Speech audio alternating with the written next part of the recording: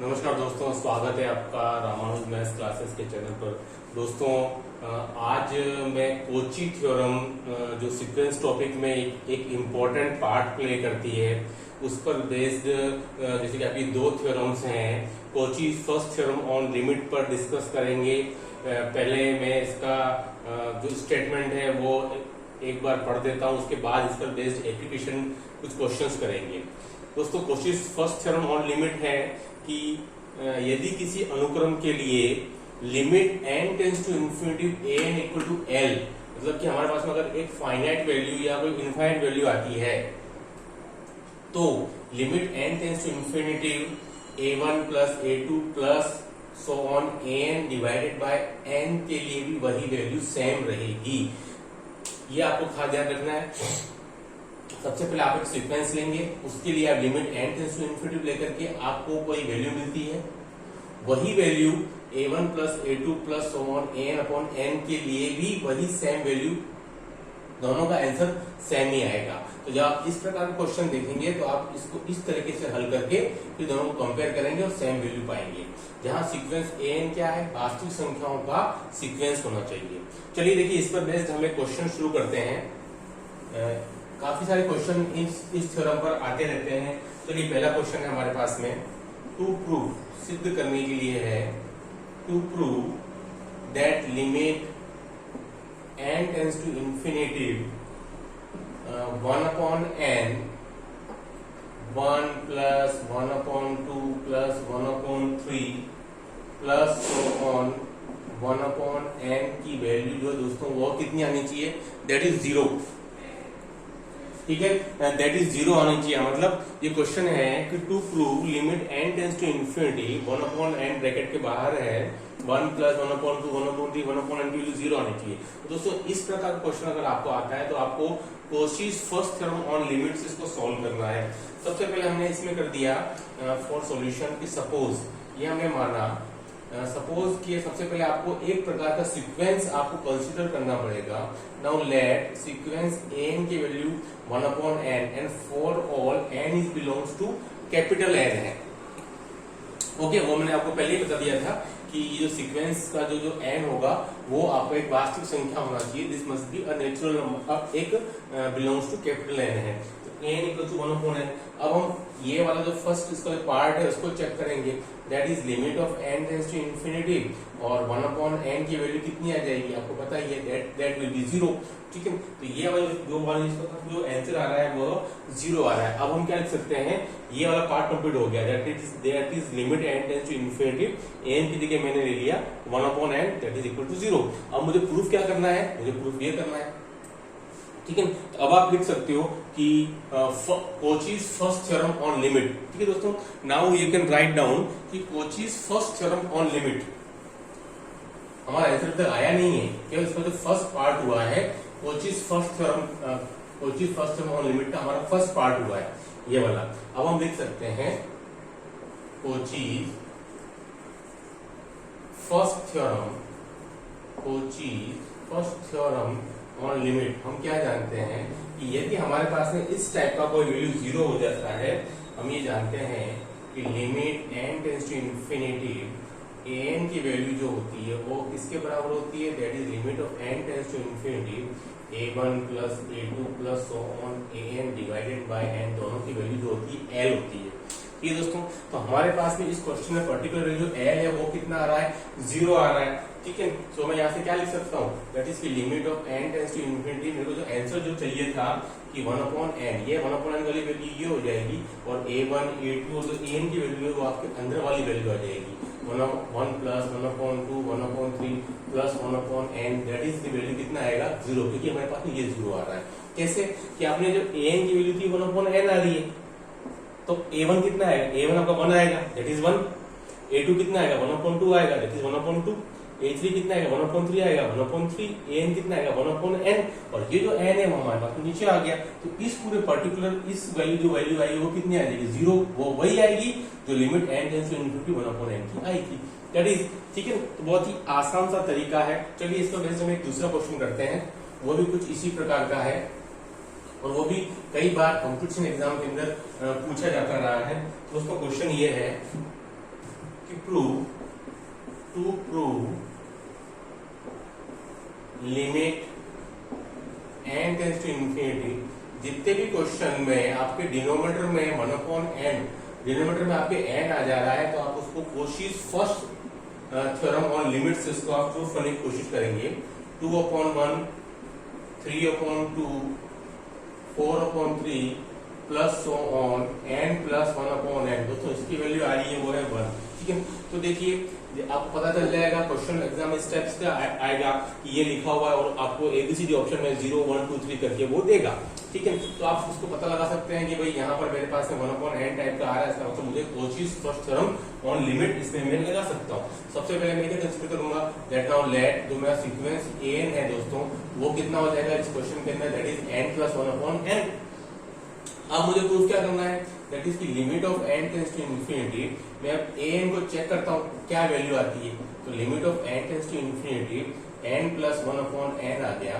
Limit n tends to infinity, मैं यहाँ से n को कॉमन निकाल लेता हूँ, तो 1 प्लस 1/n, एंड ये n तो कट गया, तो दोस्तों मेरे पास आंसर कितना आएगा, ये 1 आएगा, क्योंकि 1/infinity तो 0 हो गई। तो मेरे पास में इसका जो पहला वाला पार्ट था इसी थ्योरम का कि भाई limit n tends to infinity n की जो वैल्यू आ रही है वही वैल्यू किसके आनी चाहिए, वही वैल्यू मेरे पास में। अब आप इसको चेक करना आपको, ठीक है, क्योंकि because limit n tends to infinity an की जो वैल्यू है वही वैल्यू किसकी होनी चाहिए, that is limit of n tends to infinity 1/n a1 plus a2 plus so on an/n की भी होनी चाहिए, दोनों की वैल्यू सेम आनी चाहिए l।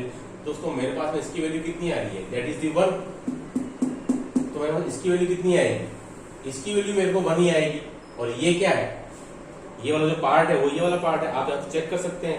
an मेरा अगर कितना है n प्लस 1/n है, तो a1 कितना हो जाएगा 1 प्लस 1/1, तो 2/1। a2 कितना हो जाएगा 2 प्लस 1/2, दैट इज 3/2। मेरा a3 कितना हो जाएगा 3 प्लस 1/3, दैट इज 4/3। और an कितना हो जाएगा n प्लस 1/n। और ये जो 1/n है वो मेरा ये वाला, ये जो अंदर का पार्ट है वो मैंने आपको ये वाला बता दिया, और 1/n मतलब ये वाला है, तो इसका भी आंसर वही आएगा जो इसका आया है। कहने का मतलब आपको इस टाइप के क्वेश्चन में ये जो क्वेश्चन दिया हुआ था एक्चुअल में उसको सॉल्व नहीं करना है, उसकी बजाय आपको एक सीक्वेंस an कंसीडर करना है जो दिए हुए क्वेश्चन पर डिपेंड करेगा। हर क्वेश्चन में इसकी वैल्यू चेंज होती रहेगी, ये कोई कांस्टेंट वैल्यू नहीं रहेगी। अकॉर्डिंग टू क्वेश्चन आपको सिलेक्ट करना पड़ेगा सीक्वेंस an, उसको आपको चेक करना है। ये वाली value limit n tends to infinity an, इसकी जो वैल्यू आएगी जैसे कि हमारे क्वेश्चन में 1 आई है, तो वही जो आंसर आएगा वो उस पर्टिकुलर क्वेश्चन का होगा। आई होप कि आपको ये दोनों एग्जाम्पल समझ में आए होंगे। चलिए अब हम आते हैं Kochi theorem on limit, Kochi second theorem on limit के ऊपर। वो भी एक इम्पोर्टेंट क्वेश्चन है और इस पर भी क्वेश्चन जनरली पूछे जाते रहते हैं, इस थ्योरम पर भी based. Now let come to Cauchy's second theorem on limit, Cauchy's second theorem on limit. और एक बात और बता दूं मैं आपको, जनरली क्वेश्चन जो एग्जाम में आते हैं वो आपके Kochi second theorem on limit पर ज्यादा पूछे जाते हैं एज कंपेरेटिवली फर्स्ट थ्योरम पे। तो बहुत सिंपल इसका स्टेटमेंट में लिख देता हूं कि यदि कोई सीक्वेंस an है वो धनात्मक पदों का अनुक्रम है, मतलब यहाँ पे ये एक पर्टिकुलर वैल्यू आ गई है, that sequence of an is a positive होना चाहिए, धनात्मक पदों का अनुक्रम हो तो सीक्वेंस जो an है वो धनात्मक पदों का अनुक्रम हो,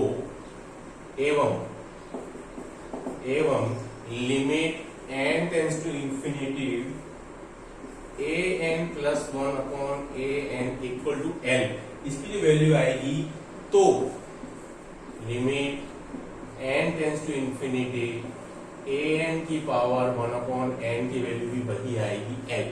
मतलब इस टाइप के क्वेश्चन में हम क्वेश्चन मुझे इस टाइप का दिया होगा, परंतु बट मैं इसको Kochi second theorem on limit का यूज करके मैं इसको इस फॉर्म में कन्वर्ट करके मेरा जो आंसर आएगा वही मेरा आंसर इसका आएगा। ठीक है, आई होप आपको समझ में आया होगा। कई बार इसको इस फॉर्म में भी लिखा रहता है कि limit of n tends to infinity और an, और इस टाइप से भी दोनों का वैल्यू सेम है। चलिए क्या कहता है ये Cauchy second theorem on limit पे, that if a sequence of an is a sequence of positive terms then, इसका ये फर्स्ट पार्ट है, जैसे Cauchy's first theorem on limit का फर्स्ट पार्ट था, एज इट इज इसका भी है, limit n tends to infinity an plus 1 divided by an equal to l, then limit of n tends to infinity an to the power 1 upon n will be l। ठीक है, दोनों का value same आएगा and that will be l। चलिए दोस्तों, अब इसका based हम एक क्वेश्चन करते हैं जो कि आपके बहुत ज्यादा यूजफुल होगा और वो क्वेश्चन कई बार आता भी रहता है। चलिए, ये क्वेश्चन रहेगा हमारा कोशिश सेकंड थ्योरम पर। चलिए हम एक प्रूफ कर लेते हैं उसके पहले। टू प्रूव क्वेश्चन है मेरे पास में, limit of n tends to infinity n की power 1 upon n that is 1। कई बार स्टूडेंट्स इसको रट लेते हैं, याद कर लेते हैं कि छोटा सा ही तो क्वेश्चन है कि limit of n tends to infinity n की पावर 1 अपॉन n की वैल्यू जो है वो 1 आएगी। लेकिन कैसे आती है, क्योंकि ये जो पर्टिकुलर टर्म है वो काफी सारे क्वेश्चंस के अंदर इनडायरेक्टली यूज होता है। तो हम उस कंडीशन के अंदर limit of n tends to infinity n की 1 अपॉन n कितना होता है, तो स्टूडेंट 0 होगा, स्टूडेंट इंफिनिटी लिख देते हैं।